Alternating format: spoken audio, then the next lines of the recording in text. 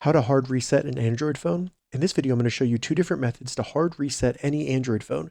And if this video helps you, please consider giving it a like and also subscribe to my channel because that really helps me out. So there's different definitions of hard reset. First, if your Android phone isn't responding and you want to do a hard reset, really just to force it to restart, you can easily do this on any Android phone by simply holding down the power button for approximately 30 seconds.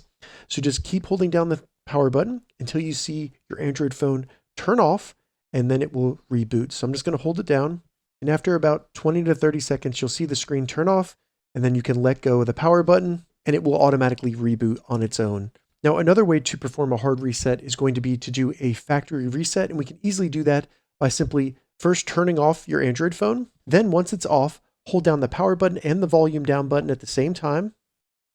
You'll feel it vibrate, and then it will bring you to the fast boot mode. From there, use the volume down button to get to recovery mode. Select that with the power button. We'll then see the Android icon show up. All we need to do is hold down the power button and just tap the volume up button.